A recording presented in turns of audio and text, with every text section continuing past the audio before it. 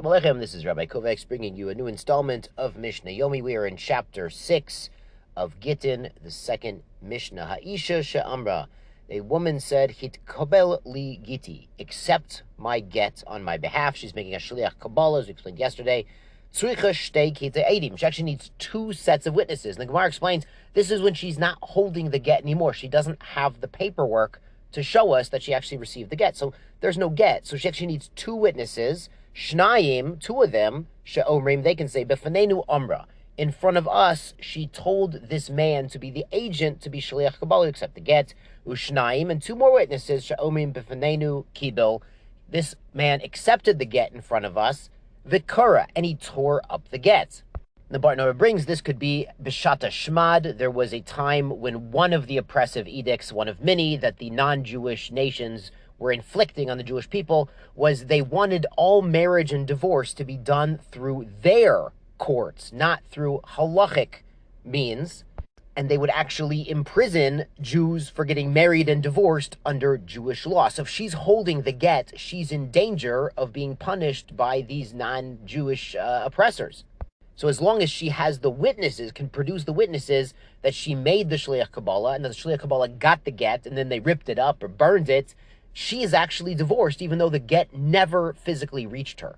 Because once it reached her agent, her shliach kabbalah, it's as good as in her hands. Now the Mishnah adds, afilu hen harishonin hen achronim, even if the first two witnesses to the making of the shlichut are the witnesses to the receipt, o echad min rishonim, echad min achronim, ve'echad mitztaref imahen. Or you have one man who saw both the making of the shlichut, the making of the agency, and the receipt of the get, and two others join one who saw each event.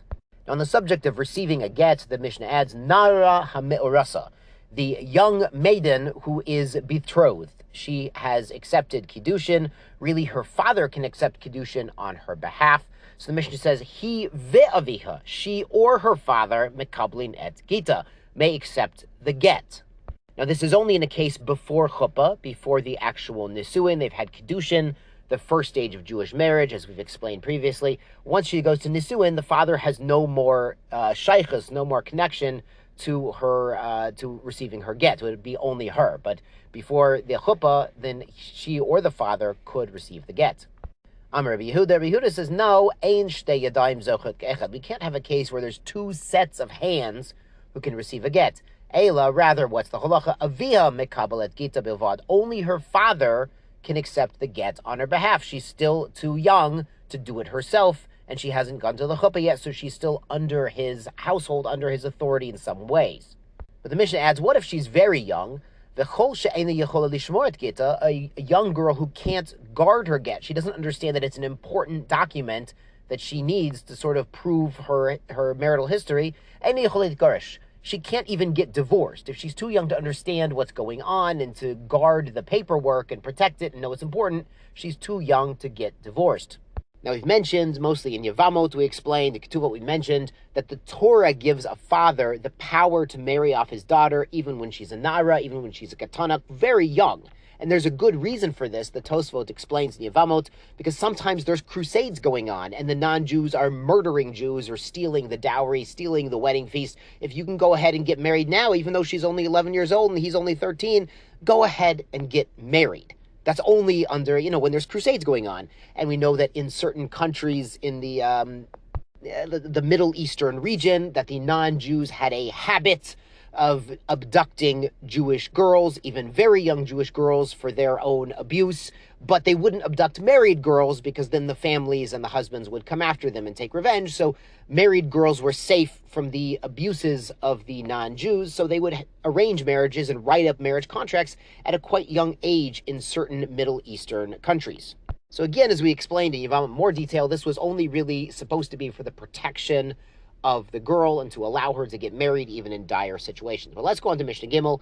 Katana, a girl who's under bat mitzvah, she'amra, and she says, Hitkabali giti. She says to a man, go and get my get for me. She's trying to make a shliach kabbalah. Eino get, ad shegia get liyada. This divorce is not valid until it actually gets in her hand, because she's a katana, she's not bat mitzvah, she cannot legally make someone else her shaliach. Lefichach, therefore, imratza bal lachzor, if the husband wants to retract the get after it's reached the hand of this purported, supposed agent who's not really an agent, yachazor. That's a valid retraction. She'ein katan ose shaliach, because a minor under bar mitzvah cannot legally make an agent.